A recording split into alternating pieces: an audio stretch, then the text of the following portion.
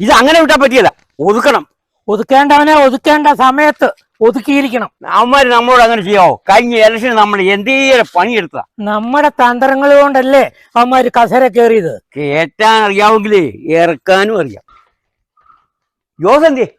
അങ്ങേരുടെ കാര്യമൊന്നും എന്നോട് ചോദിക്കണ്ട. ജോസിന്റെ കാര്യം നിന്നോടല്ല, പിന്നെ അങ്ങനെ പറഞ്ഞ അമ്മയോട് ചോദിച്ചാൽ മതി. ചേട്ടാ, ഇത് ഞാൻ അങ്ങോട്ട് ഒഴിക്കാൻ കൊണ്ടുവന്നതാ, നീ ഇത് ഇങ്ങോട്ട് ഒഴിക്കണോ?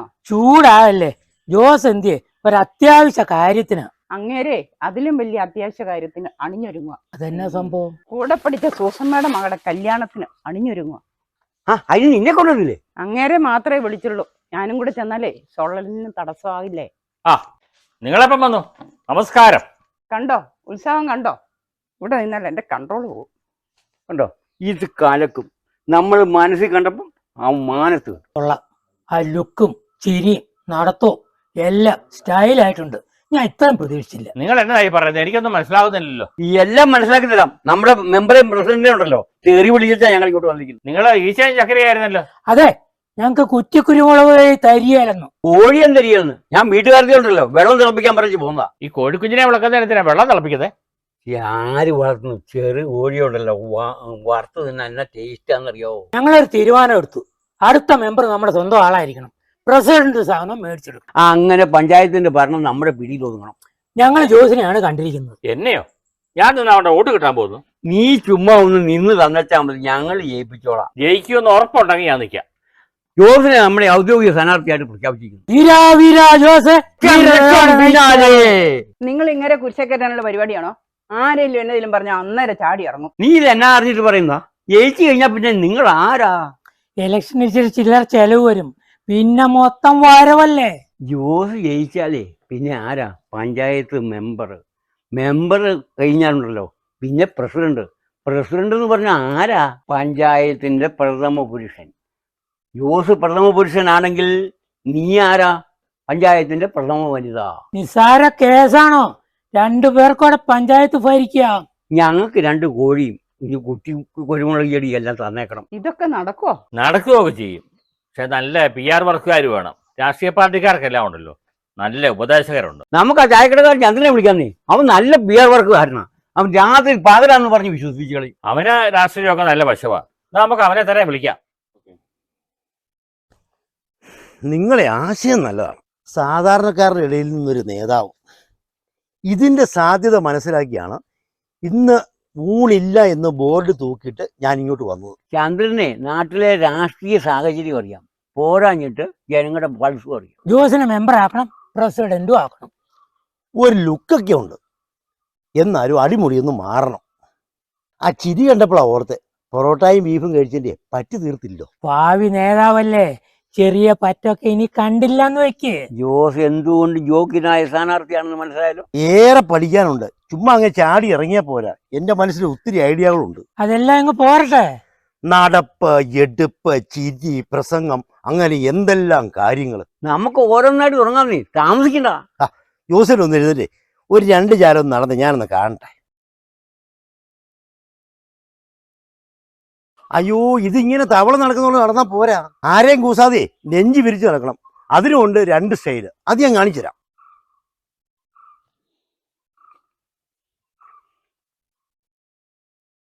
ഇതൊരു സ്റ്റൈല്.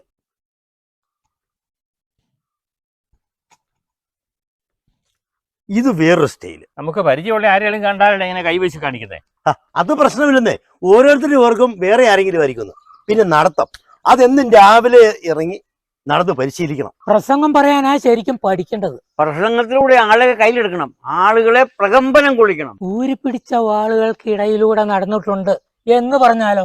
എന്നിട്ട് വേണം 7ാം ക്ലാസ്സിൽ പഠിക്കുന്ന പിള്ളേര് വരെ വിളിച്ച് തെറി പറയാൻ. എന്നാ മേരെ പ്യാരെ ദേശവാസി എന്ന് ആയാലോ തുടക്കം? നമ്മുടെ പഞ്ചായത്തിലെ ബംഗാളികൾ കൂട്ടില്ലല്ലോ ഹിന്ദി പറയാൻ. എൻ്റെ പ്രിയപ്പെട്ട നാട്ടുകാരെ ഇന്ന് മാത്രം പറഞ്ഞാൽ മതി. ജോസിനെ ഒന്ന് പറഞ്ഞൊന്ന് കേൾക്കട്ടെ, ഒന്ന് പ്രസംഗിച്ചേ. എൻ്റെ ഏറ്റവും പ്രിയപ്പെട്ട നാട്ടുകാരെ, എന്തിനാ ഞാൻ മെന്റലി പ്രിപ്പയർഡ് ആയിട്ടില്ല. നാളെ മുതൽ പോരെ. ജോസിന് മെന്റൽ പ്രശ്നം വല്ലതും ഉണ്ടോ?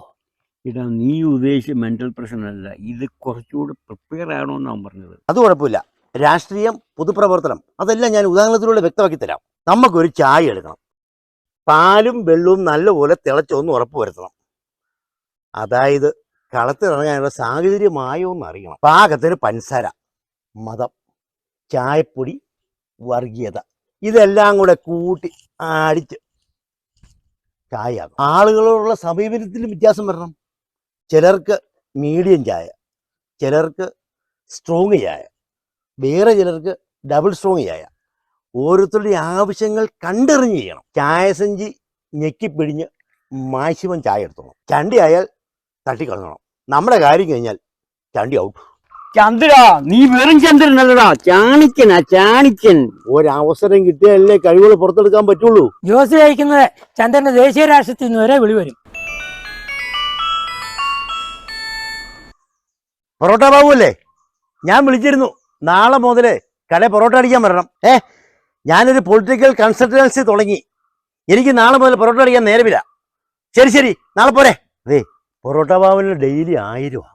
അത് നിങ്ങൾ തരണം. ചന്ദ്രന്റെ ചായക്കട പൊറോട്ട അടിക്കുന്നതിന് ഞങ്ങൾ എന്തിനാ കാശ് തരുന്നത്? നിങ്ങൾക്ക് പരിശീലനം തരാൻ വരുന്നുണ്ടല്ലേ ഞാൻ വേറെ പൊറോട്ട അടിക്കാൻ ആളിനെ കടയിലോട്ട് വിളിച്ചത്. പിന്നെ കന്യ സംരംഭം ആയതുകൊണ്ട് ഞാൻ ഫീസ് വാങ്ങുന്നില്ല. ഫീസൊന്നും തരാൻ എന്തെങ്കിലില്ല. ഇവര് വന്ന് നിർബന്ധിച്ചിട്ടാണ് ഞാൻ നിൽക്കാമെന്ന് പറഞ്ഞത്. കാശ് ഇങ്ങോട്ട് തരണം. ഞങ്ങൾ ചന്ദ്രന്റെ കഴിവ് കളിക്കാൻ ഒരു അവസരം തരില്ലേ? ഇത് വെച്ച് ചന്ദ്രന് വേറെ വർക്ക് പിടിക്കാൻ മേലേ. ഞാൻ എന്നാ കടയിലോട്ട് ചെല്ലട്ടെ. എനിക്ക് അത്യാവശ്യമായിട്ട് 2 ഫോൺ വിളിക്കാനുണ്ട്. ബാബുവേ, നീ നാളെ വരണ്ട, ഞാൻ തന്നെ പൊറോട്ട അടിച്ചോളാം. മെമ്പറല്ലേ? ചന്ദ്രനാ. പ്രസിഡന്റ് അടുത്തുണ്ടോ? എന്നാ സ്പീക്കറിൽ നിന്നിട്ടേ. തൊമ്മിക്കുഞ്ഞും തങ്കത്തിനും കൂടിയേ അടുത്ത ഇലക്ഷന് നിങ്ങളെ വെട്ടാനുള്ള പരിപാടി ആലോചിച്ചുകൊണ്ടിരിക്കുക. ജോസിനെ സ്ഥാനാർത്ഥിയായിട്ട് ഇടാനിരിക്കുക. വേണ്ടത് ചെയ്തോണം. എനിക്ക് ചാണക്കിന്റെ പണി മാത്രമല്ല, നാരദന്റെ പണിയും കൂടെ ഉണ്ട്. ശേ, കഷ്ടമായിപ്പോയി. ചന്ദ്രനെ പിണക്ക് വിടണ്ടായിരുന്നു. നമുക്കറിയാൻ മേലത്തെ എന്നാ കാര്യം അവൻ പറയുന്നത്? അത് കൂടുതൽ നമുക്ക് നടത്താം. ചുമ്മാ കാശ് കളയേണ്ട കാര്യം വല്ലതും ഉണ്ടോ? ഇത് മെമ്പറാണല്ലോ. ഹലോ, മെമ്പറല്ലേ? ആ, എന്നാണ്ട് വിജയം? വീട്ടിൽ വന്നോ? കോഴിയുണ്ടോ? കുറ്റുമരോളുണ്ടോ? ആ, ഞങ്ങളിതാ വന്നു കഴിഞ്ഞു. ഓക്കെ, കോഴിയും കുരുമുളകുമായിട്ട് മെമ്പർ വന്നിട്ടുണ്ട്. നിങ്ങൾ പോകുകയാണ്. നമുക്ക് ഇലക്ഷന്റെ കാര്യം ആലോചിക്കണ്ടേ? നീ ആദ്യം മെന്റലി പ്രിപ്പയർ ആകും. ഹലോ എടി, ആ വെള്ളം നീ വാങ്ങിയായിരുന്നോ? വെള്ളം തീയാലും വെച്ചു. ഞാൻ ഇതാ കോഴിയായിട്ട് വന്നു കഴിഞ്ഞു. അതെ, പ്രഥമ വനിതയാകുമ്പോഴേ സാരി ഉടുക്കണോ ചുരിദാർ ഇടണോ? സോസമ്മ പറയാ പ്രഥമ വനിതയ്ക്ക് ചുരിദാറാ ചേരുന്നെന്ന്. അപ്പം സൂസമ്മയുടെ വോട്ട് കിട്ടുകയാണെന്ന് ഉറപ്പായി. 2 കോഴിക്കുഞ്ഞിനെ കിട്ടിയതോടെ തങ്കച്ചൻ്റെ തൊമ്മിക്കുഞ്ഞും കാലുവാരി. നമുക്ക് തൽക്കാലം വീട്ടിലെ പ്രഥമ പുരുഷനും പ്രഥമ വനിതയായിട്ടങ്ങിരിക്കാം.